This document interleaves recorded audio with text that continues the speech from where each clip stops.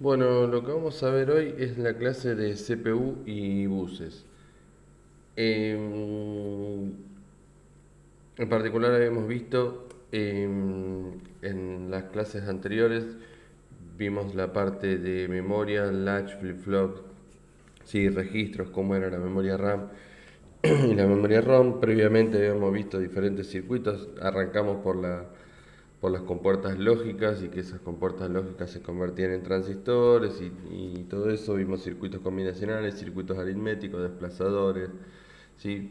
Vimos unos cuantos circuitos combinacionales y vimos que todas las operaciones aritméticas se resuelven con compuertas lógicas y todo lo que queramos hacer lo vamos a modelar con compuertas lógicas eh, y, y representar de esa manera. Lo que nos queda ver ahora es, e incluso estuvimos viendo la parte de, bueno, qué circuitos aritméticos hay que utiliza la CPU, ¿sí? En cierto modo utiliza la CPU y vimos que tenía la ALU de un bit, una ALU simple de un bit, ¿sí? Qué operaciones y qué componentes tenían. Y además vimos en las memorias lo mismo. ¿Sí? Entonces, basados en eso, vamos a continuar y vamos a empezar a ver, ¿sí? Vamos a ver la parte de CPU y buses. ¿Y por qué vemos CPU y buses? Porque en cierto modo van de la mano de manera conjunta de manera conjunta con la memoria. Nosotros vimos la arquitectura von Neumann y dijimos que las tres partes principales eran la memoria, la CPU y el sistema de entrada-salida. Bueno, ¿de qué manera se comunican esas tres partes? ¿Sí? ¿De qué manera se comunican esas tres patas? Y en particular es la CPU la que le va a dar órdenes, eh, le va a dar órdenes a la memoria de lectura o escritura y le va a dar órdenes al sistema de entrada-salida para que interactúe con esos dispositivos de entrada-salida. Entonces, es la CPU la que le va a estar dando órdenes al resto y es por eso que tiene una comunicación estrecha, o sea, una relación estrecha con el tema de los buses. ¿Por qué? Porque la manera en que tiene la CPU de enviar la información es a través de un bus, ¿sí? Es un canal de comunicación entre dos dispositivos. En este caso puede ser de manera interna con los diferentes componentes de la CPU, registros, ALU y unidad de control, o de manera externa saliendo por la placa madre, ¿sí? A los demás dispositivos, llámese memoria o al sistema de entrada-salida.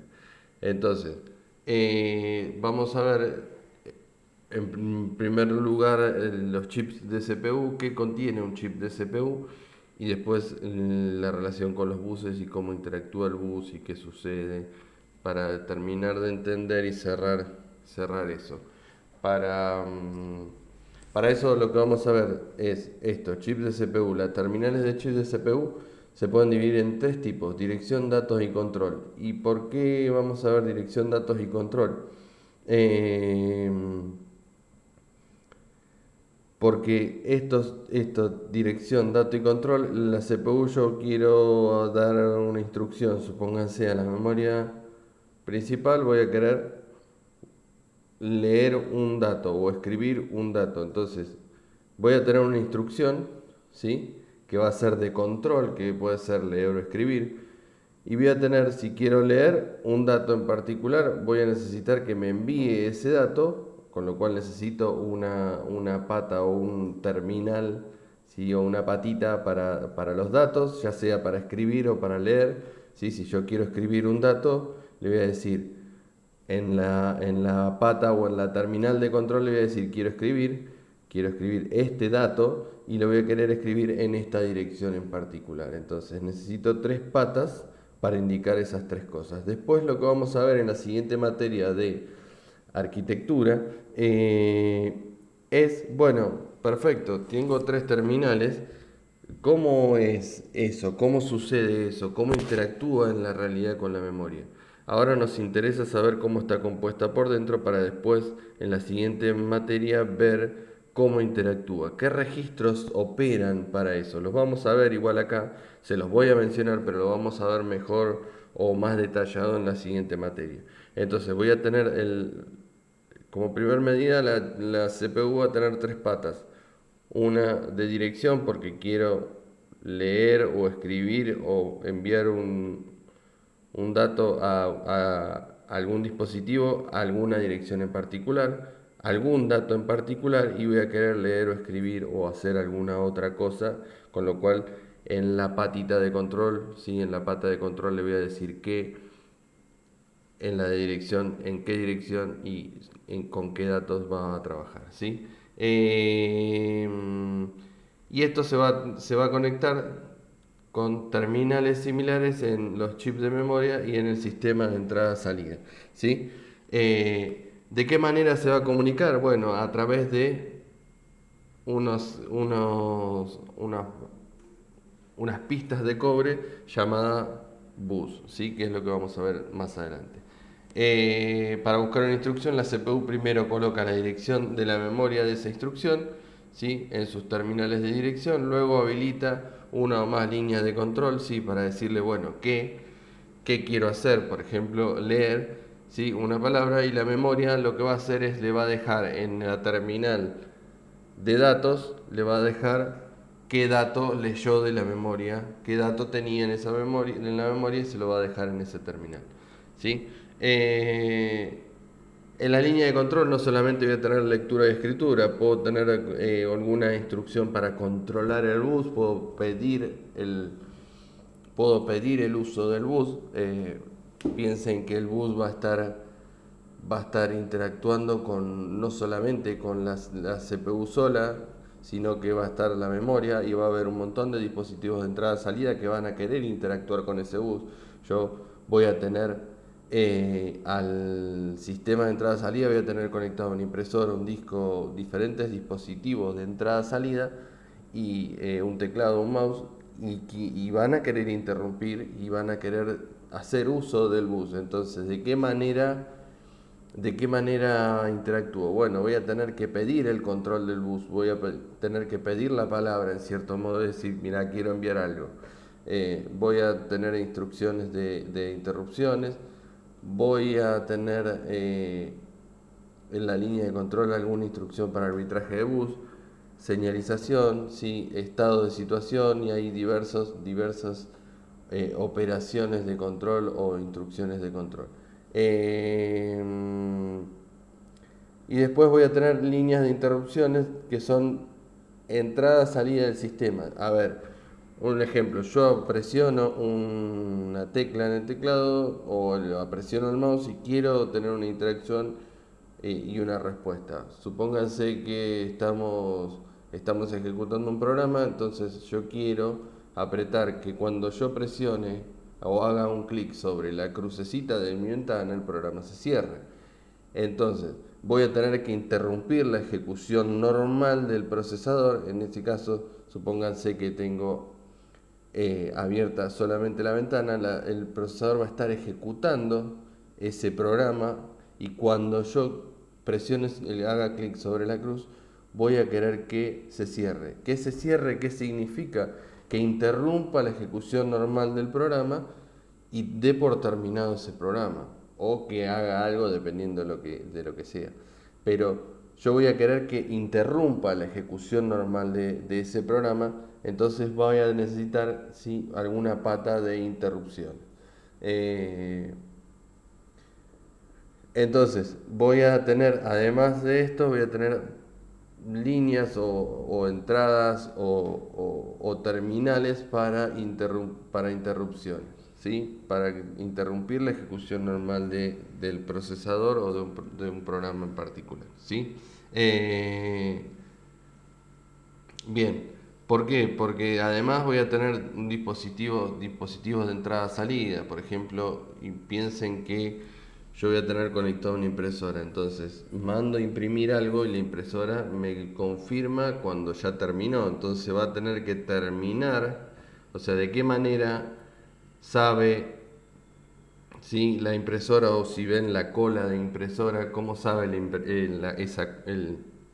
el programa o el software de la impresora cuando terminó de imprimir para que me saque, ¿sí?, el mensajito de imprimiendo y me diga que ya terminó. Bueno, cuando la impresora le avise, con lo cual va a tener que interrumpir o enviar alguna señal a la impresora para decirle, mira, ya terminé, ¿sí? Lo mismo si me quedé sin toner. Después hay que ver, y vamos a ver, bueno, con qué prioridad. ¿Es tan prioritaria la impresora como algún otro sistema que se esté ejecutando en ese momento o algún otro dispositivo? Bueno, voy a tener líneas de prioridad, ¿sí? Pero en cierto modo, ¿qué es lo que tenemos, qué patas tenemos en un chip de CPU? Tenemos pata de direccionamiento, ¿sí? Lo que veníamos diciendo.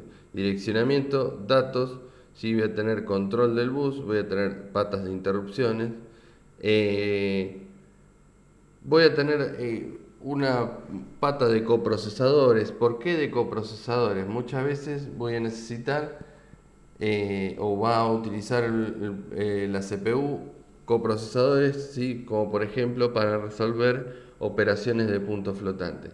Entonces, decir, bueno, la CPU ejecuta estas cosas, pero la parte de punto flotante, tengo un coprocesador que me resuelve eso.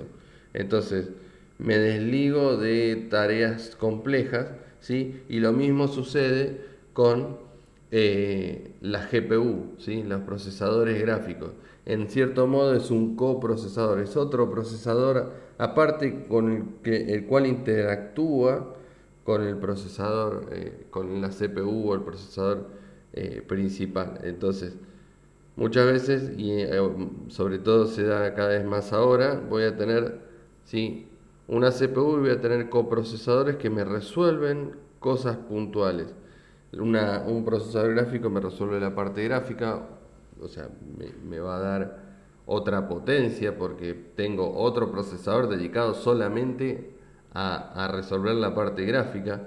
Y lo mismo para el punto flotante. Tengo un procesador o un coprocesador exclusivo para resolver eso. Ahora bien, está bárbaro, pero ¿y de qué manera me comunico? ¿Sí? ¿De qué manera interactúo con estos coprocesadores? ¿De qué manera interactúo con la memoria a través de la línea de direccionamiento de datos, ¿sí?, o de control del bus? Entonces, ¿de qué manera me voy a poner de acuerdo para saber, bueno, cómo le envío los datos, cómo le envío el pedido, cómo recibo el pedido con cada uno de los dispositivos o, por ejemplo, con el coprocesador? ¿Sí?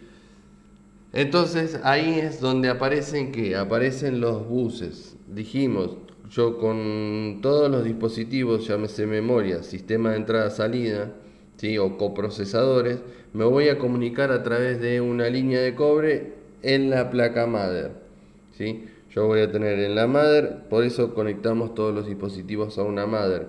Esa mother lo que tiene son cables de cobre que se llaman buses que me permite interconectar cada uno de esos dispositivos.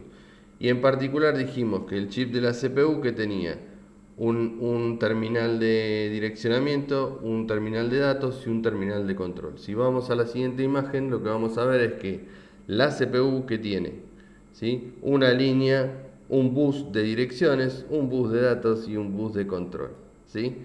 Entonces, esas líneas o terminales están relacionadas con el bus, porque el bus, ¿sí?, los buses tienen tres patas, o sea, se dividen en tres. ¿Para qué se dividen en tres? Porque mientras yo hago, por ejemplo, le doy una instrucción de lectura, ¿sí?, puedo estar enviando el dato, o puedo estar leyendo un dato, o puedo estar enviándole la dirección al periférico que yo quiero leer, ¿sí?, o escribir. Entonces, al dividir los buses en tres, me permiten agilizar el trabajo, ¿sí? Entonces, fíjense que si miro la imagen, voy a tener de vuelta, estas imágenes son sacadas de la bibliografía que les voy a dejar en el, en la descripción del video, ¿sí?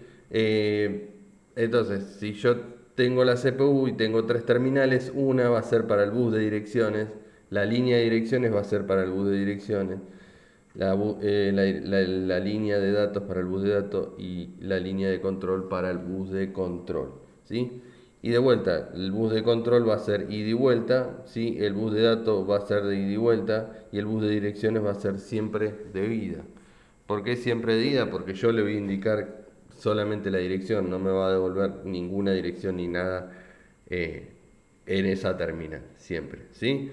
Entonces, fíjense que yo voy a tener conexión con la memoria, ¿sí? Voy a tener un administrador de memoria y voy a tener un sistema de entrada-salida que va a administrar cada uno de los dispositivos de entrada-salida. Y acá quiero hacer la aclaración, después lo vamos a ver de vuelta en la siguiente materia. Pero yo voy a tener un sistema de entrada-salida. ¿Qué quiere decir que tengo un sistema de entrada-salida? Por un lado tenemos los dispositivos o periféricos de entrada-salida y por el otro es el sistema de entrada-salida que administra cada uno de esos periféricos. Por otro lado tenemos el microprocesador y cada una de sus partes, ya lo vimos cuando vimos la parte de arquitectura von Neumann. Tenemos una unidad aritmética lógica, vamos a tener un decodificador de instrucciones, lo vimos cuando vimos los chips, cuando vimos la ALU de un bit, ¿sí? Que son esos circuitos, y lo vimos cuando vimos memoria también. Eh, los circuitos que vimos, ¿sí? Los decodificadores, los multiplexores y todo eso se utilizan en estos tipos de circuitos para la CPU y para la memoria, ¿sí? Memoria RAM y ROM vimos que se utilizan, decodificador de instrucción. ¿Por qué? Porque me va a ingresar una instrucción, que esa instrucción cómo va a venir en binario, ¿sí? El sistema de trabajo es binario, entonces va a venir un binario eh, que me va a decir qué instrucción es, ¿sí? Y va a haber un decodificador que le va a decir a la ALU qué es lo que tiene que hacer, ¿sí? Y qué tiene que ejecutar, ¿sí? La unidad de control, la ALU. Y a su vez una matriz de registros eh, que es esa memoria de rápido acceso que tiene el procesador. Que cuando veamos la parte de assembler o cuando empiecen a ver la parte de assembler y la práctica, vamos a empezar a interactuar con esos registros, ¿sí? ¿Qué tiene por dentro un chip de CPU? Además, ¿qué tiene por dentro? Y vamos a ver, y quería ver esto, ¿sí? Quería ver esto para que ustedes tengan una idea de qué es lo que tenemos, ¿sí? Y qué cosas, por qué vemos lo que vemos. Nosotros dijimos que la CPU tenía una unidad aritmética lógica, una unidad de control y tenía registros. Si se fijan, acá tenemos diferentes cosas. ¿Sí? Registros los tenemos en los rectángulos, tenemos los registros, en este caso es el program counter o el contador de programa de vuelta. Estos registros los vamos a ver mejor y en profundidad, lo vamos a ver en la siguiente materia de arquitectura, pero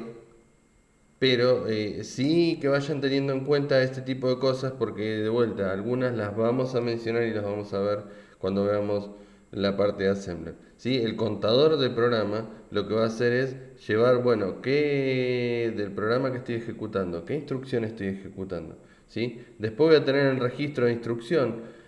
Cuando yo ejecuto un programa, ¿sí? Le doy doble clic al programa, ese doble clic lo hago sobre un ejecutable que está guardado en disco, eso se levanta a memoria, ¿sí? Entonces, todas las instrucciones de mi programa van a estar escritas, van a estar en memoria principal, ¿sí? Si están almacenadas en memoria principal, yo voy a tener que leer esas instrucciones de memoria principal. Esas instrucciones de memoria principal las va a ir a buscar la unidad de control. La unidad de control va a ir a buscar esas instrucciones y ahora de qué manera la va a ir a buscar, cómo sabe qué instrucción tiene que ir a buscar eh, y en dónde las guarda las instrucciones y cómo lleva el conteo de qué instrucción y por qué una y por qué no la otra. Entonces vamos a ver que empieza a utilizar otros registros que es eh, registros de lectura donde el MAR, sí, el registro dirección de memoria, va a ir, ¿sí? Va a ir guardando la instrucción que debería leer de memoria, ¿sí? Y el MBR lo que va a hacer es eh, va a almacenar los datos que yo traiga de memoria. Entonces, entre estos dos registros van a interactuar con el bus, ¿sí? Son dos registros de vuelta, memoria interna del procesador, van a ser dos registros que me van a permitir, ¿sí?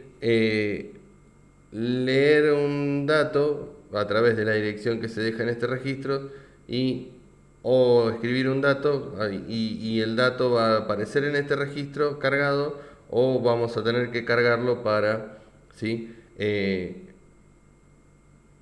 Para si lo que queremos hacer es escribir, ¿sí? Entonces, fíjense que vamos a tener multiplexores, vamos a tener registros, vamos a tener registro de instrucción. El registro de instrucción lo que va a tener es, en el fondo, después es la instrucción que tenemos que ejecutar, ¿sí? Porque perfecto, yo tengo la dirección y bueno, qué instrucción tengo que ejecutar, y después voy a tener un decodificador que me va a decir, bueno, qué es lo que tengo que ejecutar, qué instrucción tengo que ejecutar, porque me va a venir un binario que voy a tener que decodificar. ¿Para qué? Para saber cuál de todas las instrucciones que puede ejecutar la CPU vamos a querer ejecutar, ¿sí? Entonces, ¿en base a qué? Al set de instrucciones que tenga esa CPU. De vuelta, nosotros vamos a escribir, vamos a trabajar en Assembler. ¿Por qué en Assembler? Porque es el lenguaje de más bajo nivel que nosotros tenemos. ¿Qué quiere decir de más bajo nivel? Entre el assembler y los fierros no hay nada más que el sistema operativo, porque lo voy a ejecutar sobre un sistema operativo. Pero nosotros vamos a utilizar directamente el set de instrucciones que tiene la CPU, ¿sí? Nos vamos a basar en el set de instrucciones que nos da el fabricante de la CPU. El fabricante del procesador. Entonces, en base a ese set de instrucciones, nosotros lo vamos a escribir. De vuelta, las instrucciones son un binario, pero es imposible acordarse del binario que representa cada una de las instrucciones. Entonces hay un lenguaje, que es este lenguaje ensamblador, que es el de más bajo nivel, que se termina traduciendo ese binario, que va a ser el que entre en este decodificador y que después sepa la electrónica, qué de todas las partes que tiene, qué de todos los circuitos combinacionales que resuelven diferentes cosas, que resuelven n cosas, como vimos, un sumador resuelve una operación aritmética, lo que sea, que de todo eso, qué es lo que tiene que ejecutar, ¿sí? Y dónde tiene que guardar el dato, ¿sí? Puede ser el registro, por ejemplo, el registro acumulador o el registro AX, que es que lo vamos a ver, si no lo vieron ya, en la parte de assembler de todos los registros que tiene el microprocesador, ¿sí? Y lo van a ver también en la clase de arquitectura von Neumann más adelante. Entonces, fíjense que nosotros tenemos un montón de circuitos que ya fuimos viendo a lo largo de la teoría. La memoria ya sabemos cómo se almacena, sabemos que trabaja con flip-flop, que si es una SDRAM trabaja con transistores y capacitores. Después los registros sabemos que lo que utilizan es un flip-flop D, del tipo D, ¿sí? Después vimos multiplexores, vimos decodificadores. Fíjense que todas estas cosas las fuimos viendo, ¿sí? Las fuimos viendo a lo largo de la teoría. Y si miramos acá, lo que nos dice es que tenemos un circuito combinacional, como los que ya vimos. De vuelta, vamos a tener diferentes circuitos combinacionales que resuelvan diferentes cosas. Llámese, llámese una suma, una resta, una operación aritmética o una operación lógica, por ejemplo, ¿sí? O simplemente leer un dato de memoria o escribir un dato en memoria o traer un dato para resolver una operación aritmética, ¿sí? Todas esas cosas. De vuelta, ¿cómo van a entrar? Van a entrar con un decodificador a un circuito combinacional. Un circuito combinacional, como vimos, que tiene diferentes entradas, n entradas y una o varias salidas dependiendo de lo que yo quiera.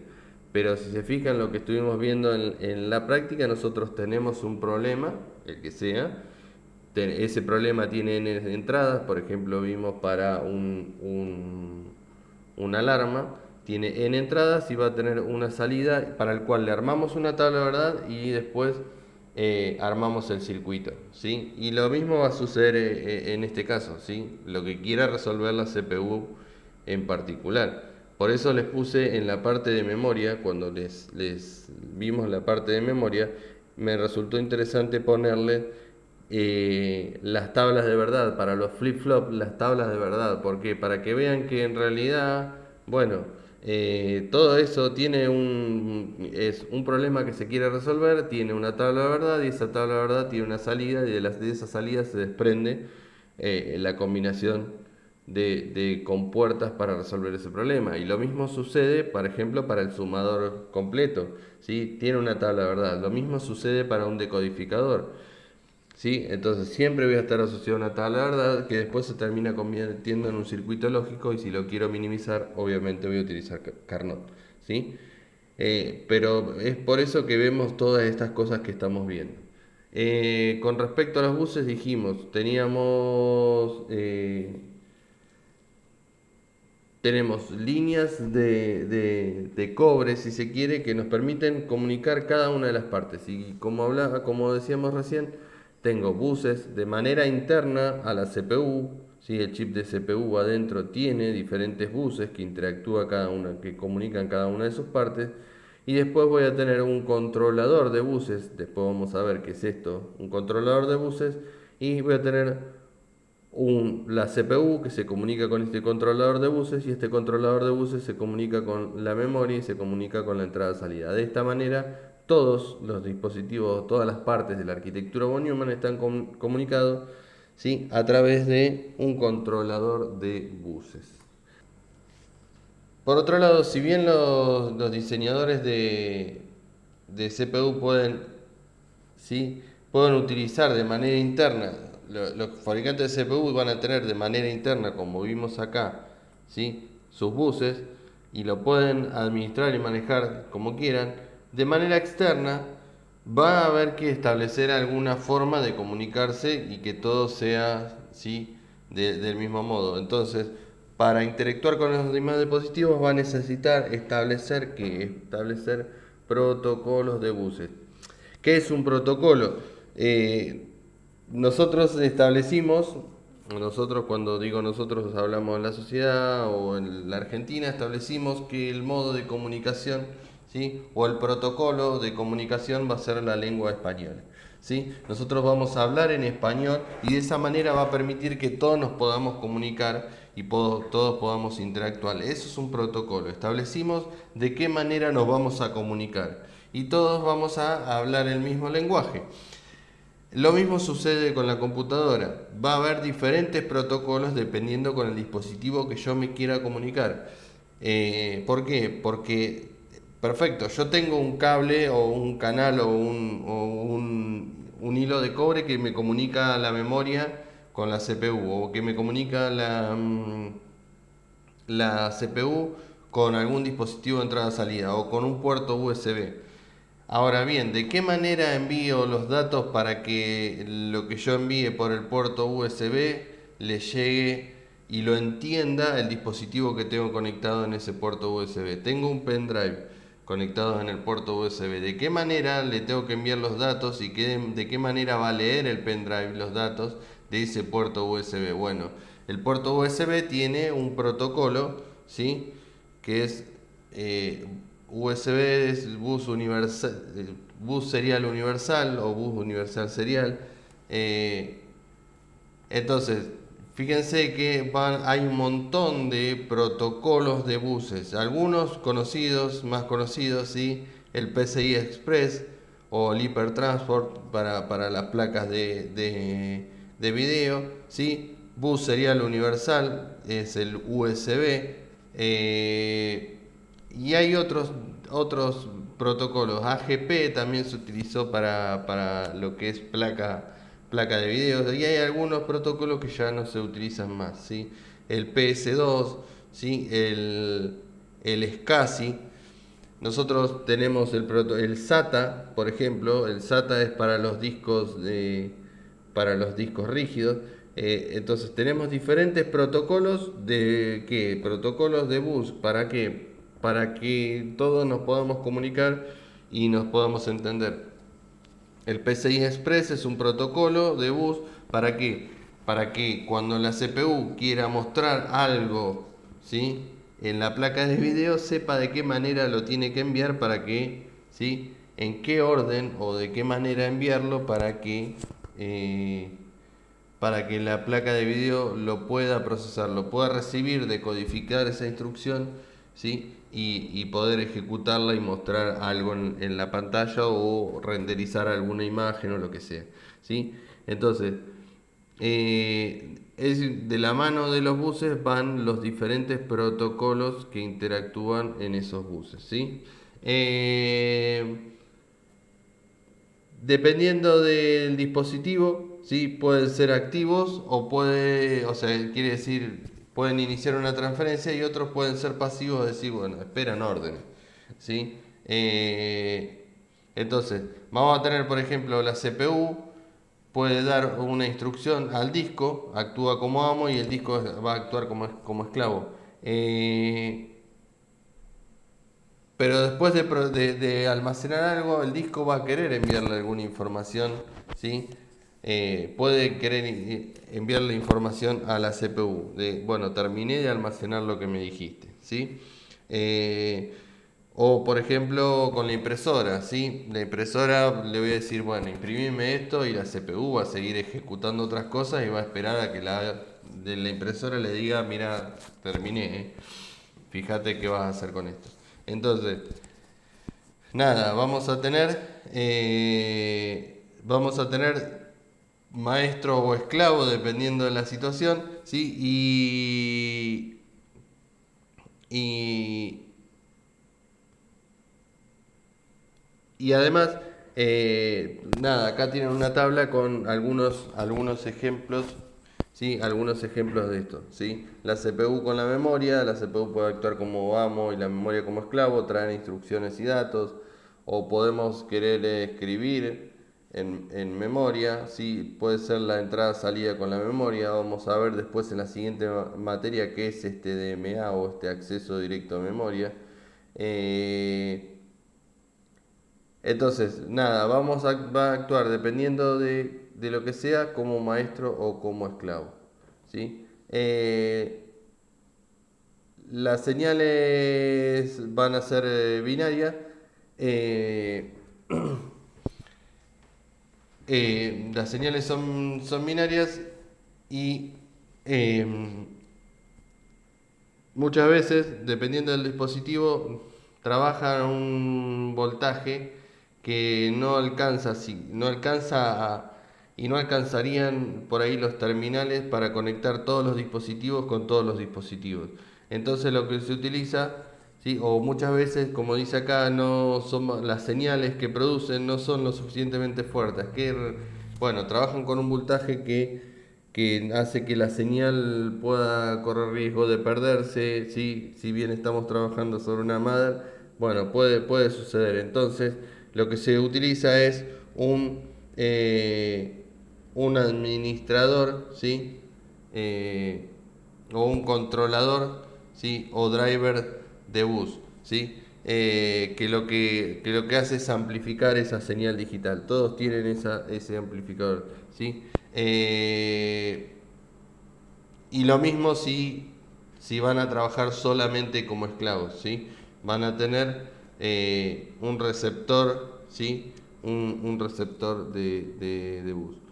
La realidad es que la mayoría actúa como amo y como esclavo dependiendo de lo que va a hacer, ¿sí? Después, otra característica que tenemos que tener en cuenta, ¿sí? Algunas de las características que tenemos que tener en cuenta con respecto al bus es el ancho de bus, ¿sí? ¿A qué nos referimos con el ancho de bus? El ancho de bus está ligado a la cantidad de líneas o la cantidad de bits que, que, que voy a tener, ¿sí? En el bus. Entonces, un bus con n líneas de direcciones hará, por ejemplo, que pueda direccionar 2 a la n 2 a la n direcciones. ¿A qué me refiero?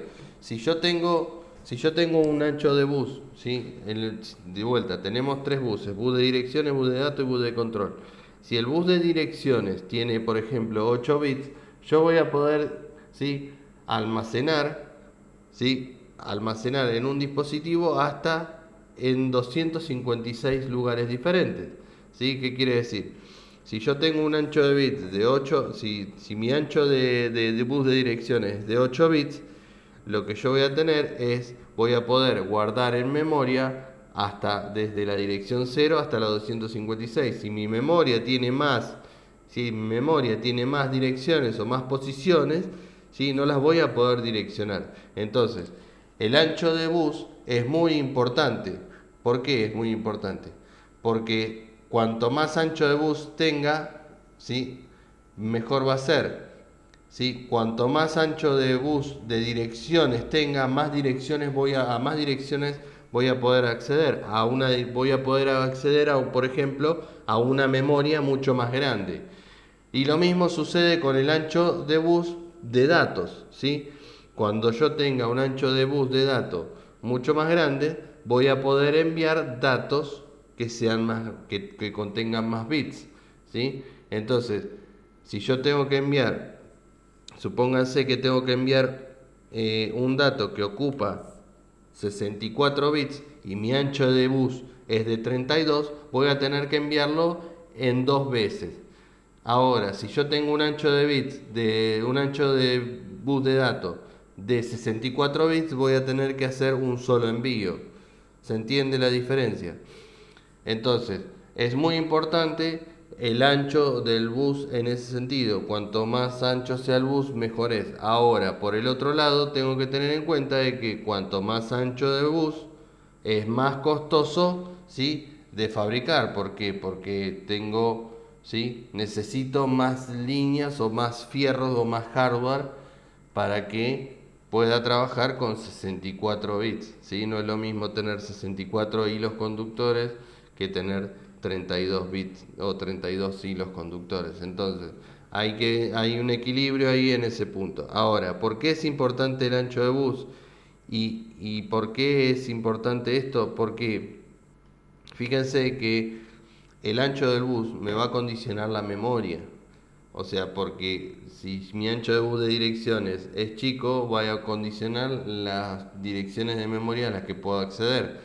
Es por ese es uno de los motivos por los cuales yo no puedo enchufar cualquier memoria en cualquier placa madre, porque la placa madre tiene un bus, ¿sí?, que va a trabajar por un lado a una frecuencia en particular, ¿sí?, va a trabajar con un reloj en particular, que fue lo que vimos en las clases pasadas, ¿sí?, en la de memoria. Por un lado va a trabajar con una frecuencia, va a tener una frecuencia de trabajo, ¿sí? Por el otro lado va a tener un ancho de bus diferente, con lo cual no le puedo poner cualquier memoria en cualquier lado, y lo mismo no puedo poner ni cualquier CPU en cualquier lado.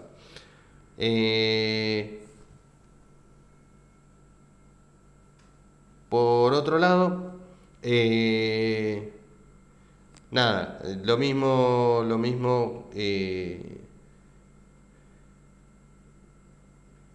sucede, ¿sí?, con el ancho de bus de datos, que era lo que decíamos, ¿sí?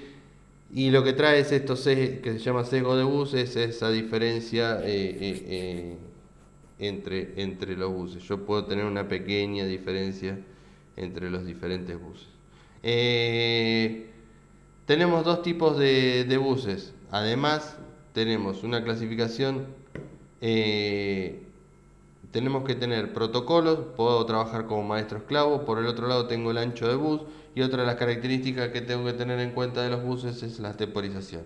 Existen 2 categorías: bus síncrono o asíncrono, ¿sí? Los bus sincrónicos son los que trabajan, ¿sí?, con una señal de reloj, ¿sí?, y el asincrónico no trabaja con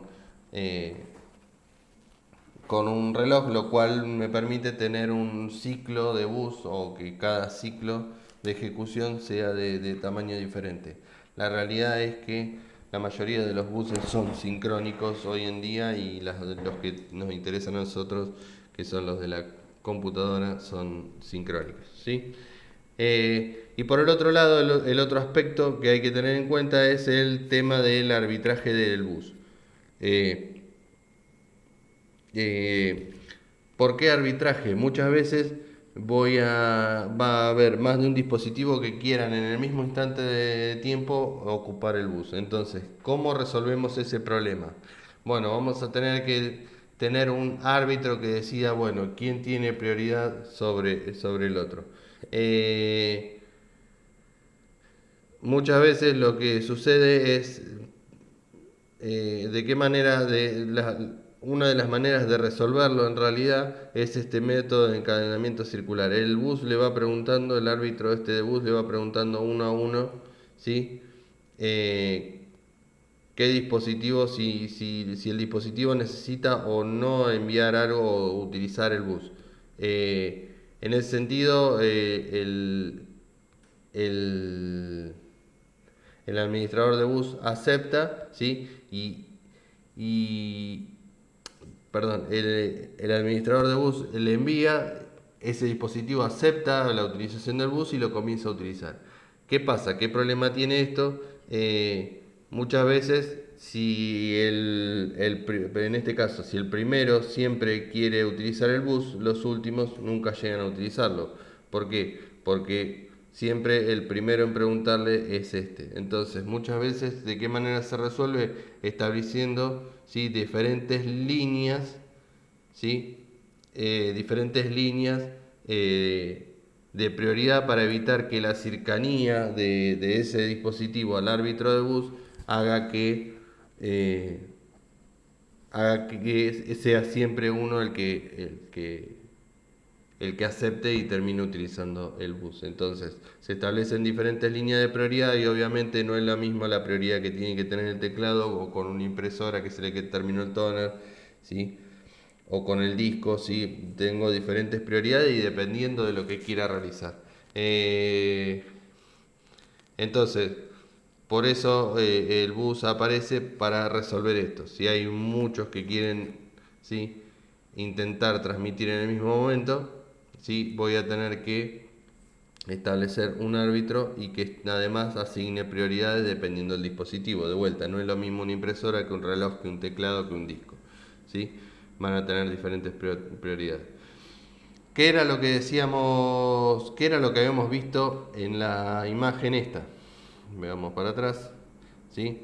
Voy a tener un controlador de buses. Hoy los buses, ¿sí?, además de establecer, hacer un arbitraje, voy a tener ese controlador que es esta arquitectura de bus basada en puentes, que es como se administran hoy los buses, ¿sí?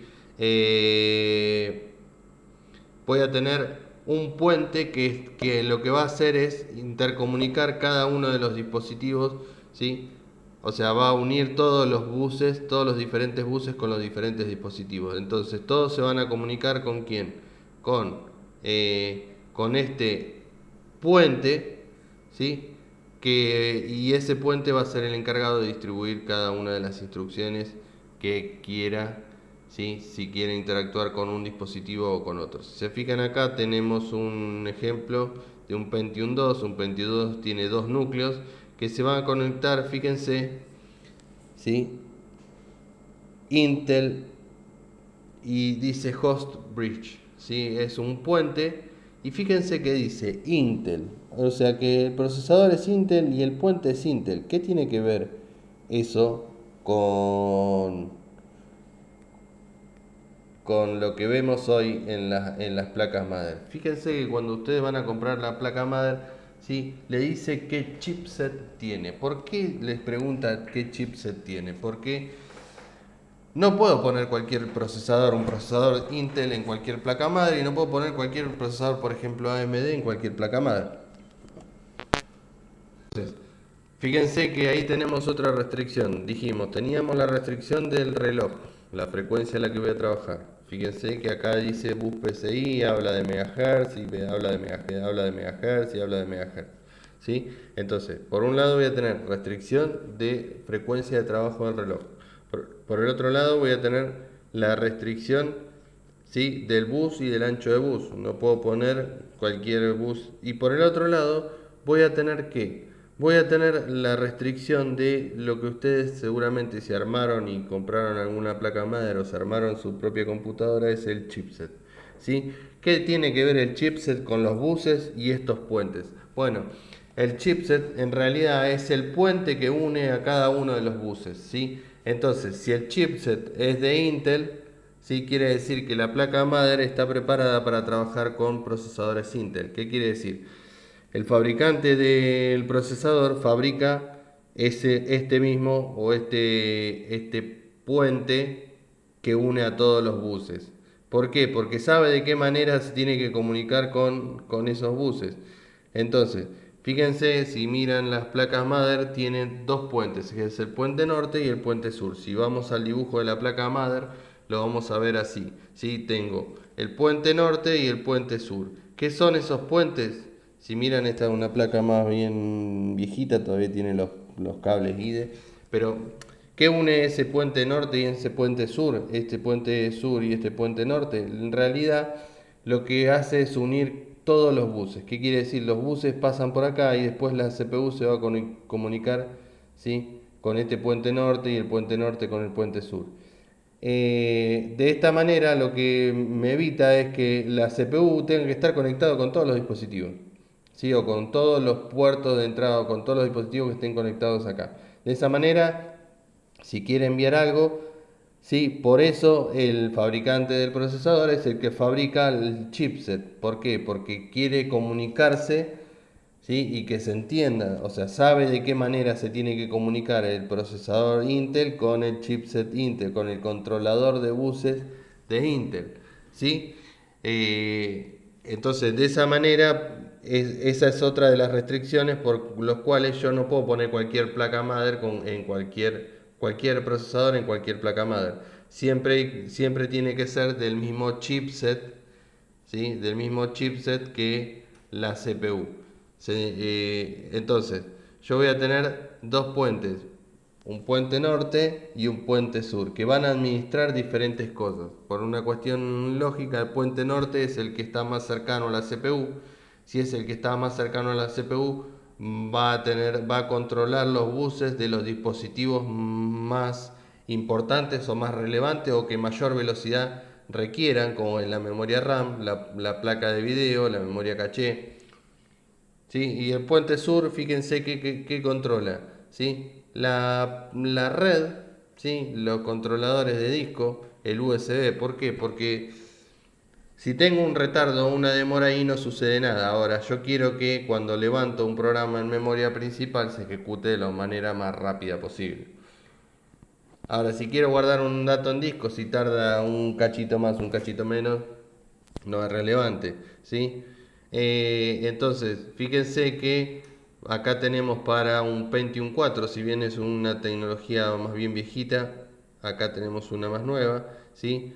Fíjense, tengo los controladores gráficos, fíjense que la placa de red ya, como es Gigabit Ethernet, ¿qué quiere decir Gigabit Ethernet? Que va a trabajar a un gigabit, ¿sí? Por lo general las placas de redes habituales de las cableadas trabajan a 100 megabits por segundo. Esta trabajando a 1 gigabit, con lo cual es una red más rápida, ¿sí? Una red local más rápida. Entonces voy a querer que la administre este puente norte o este chipset, ¿sí? que administra todos los buses. De vuelta, fíjense, el procesador se comunica con el chipset, ¿sí? Y se desliga de tener que estar el procesador conectado a cada uno de esos dispositivos. Entonces se conecta con el puerto norte y le dice resolveme esto, y el puente norte, ¿sí? O traeme este dato, o escribí este dato en tal lado, o mostrá este dato en la placa de video, ¿sí? Y es el puente norte, ¿sí? El encargado. De vuelta, ¿qué es lo que tengo acá en este administrador de buses? Tengo un coprocesador, ¿sí? Lo que decíamos, la CPU tenía diferentes terminales o diferentes patitas. Una de esas patitas eran los coprocesadores. Bueno, este es una especie de coprocesador que tiene el procesador le dice al puente norte léeme este dato, escribime este dato, traeme este dato, guardame este dato en disco, ¿sí? Y el puente norte, sí, es el encargado de resolverlo. De vuelta, ¿dónde lo tengo ubicado? Lo vamos a ver, ¿sí? Fíjense el puente norte, como trabaja con cosas de mayor velocidad, tengo un disipador más grande y por lo general lo voy a ver más grande. Y el puente sur lo voy a tener más chiquitito ahí abajo, ¿sí? El puente sur no tiene conexión directa con la CPU, siempre tiene que pasar por el puente norte. Si miramos acá, ya nos vamos a un Intel i7. Fíjense que el Intel i7, ¿qué empezó a hacer? ¿Qué empezó a hacer? ¿Qué empezaron a hacer los fabricantes de CPU? Dice, pará, si estoy fabricando un procesador y a su vez estoy fabricando el chipset para poder comunicarme con cada uno de los dispositivos y cada vez tengo más capacidad de cómputo, bueno, el puente norte metámoslo adentro del procesador. Fíjense que lo que están haciendo cada vez más es los fabricantes de procesadores, el puente norte que yo tenía acá, ¿sí? Desapareció y aparece adentro del procesador, ¿sí? El procesador ya directamente maneja la memoria, ¿sí? Maneja la memoria RAM, ¿sí? Y maneja el PCI Express o las placas de video, ¿sí? PCI Express 3. Sí, las placas de video. Y solamente tiene un solo puente que se encarga de las cosas de velocidades un poco más lentas, si se quiere. Fíjense que el audio, el PCI Express 2, ¿sí? Los discos SATA, los puertos USB, que son, si bien son importantes, no es relevante una demora ahí, ¿sí? O si tiene una pequeña demora. Estamos viendo, ¿sí? En la imagen de vuelta que el puente norte desaparece y se mete adentro del procesador y el puente sur, ¿sí? Queda el puente sur. Si fijan, el puente sur es fabricado también por Intel. Es el chipset que nosotros vemos cuando vamos a comprar una madre. Dice, no, ¿qué chipset tiene? Bueno, está relacionado con eso. El procesador tiene que tener el mismo chipset porque de esa manera saben de qué manera se tienen que comunicar y de qué manera el procesador le tiene que pedir las cosas a ese chipset que se comunica y que le administra todos los buses, ¿sí? Que le va a administrar los buses y le va a delegar la tarea de administrar los buses y pedirle las cosas a los dispositivos, ¿sí? Eh, de vuelta, al igual que acá, tenemos, ¿sí? Otro ejemplo, sí, nada más que un poco más gráfico, viendo, sí. Fíjense que acá ya aparecen los protocolos de los que hablábamos, el SATA, el USB, ¿sí? El PCI Express, ¿sí? Nada, es otra es, es otra imagen otra vez de lo mismo. Fíjense que ahora aparece un solo chipset y el puente norte quedó metido adentro de la CPU, ¿sí? Eh, entonces, para cerrar, ¿qué cosas vemos y qué cosas tenemos que sería interesante que podamos concluir? Por un lado, lo que vimos en la clase pasada, la frecuencia, porque trabajamos con un clock, va a limitar, ¿sí? Que no pueda conectar cualquier dispositivo en cualquier mother, ¿sí? Cuando yo voy a armar una computadora, tengo miro qué memoria le voy a poner, qué procesador le voy a poner, qué dispositivos de entrada y salida le voy a poner y dónde le voy a enchufar, que es en la placa madre. Entonces, fíjense que la placa madre también es importante porque me va a limitar ese tipo de cosas. Me va a limitar a la frecuencia a la que va a trabajar, porque todos los dispositivos, memoria, CPU y dispositivo de entrada-salida tienen que estar sincronizados con un reloj y ese reloj trabaja a una frecuencia. Entonces, fíjense que la madre me va a limitar a qué frecuencia trabaja, qué ancho de bus tiene la madre esa, porque no le voy a poder poner cualquier memoria si el ancho de bus es 1 y lo mismo con el procesador. Y por el otro lado, ¿sí? Me va a limitar este chipset, ¿sí? Este chip de CPU, este chipset me va a limitar que no pueda ponerle cualquier CPU, sino que voy a tener que ponerle una CPU que tenga el mismo chipset que tiene la placa madre, ¿sí? O la CPU lo voy a tener que enchufar en una CPU, en una placa madre que tenga el mismo chipset para que puedan poder comunicarse, ¿sí? De vuelta, eso lo vamos a ver por ahí más en profundidad en la segunda materia. Espero que haya quedado claro. Cualquier duda o consulta me escriben por las plataformas en las que estamos trabajando o hacen un comentario en los videos debajo de la descripción del video. Nos estamos viendo, hasta luego.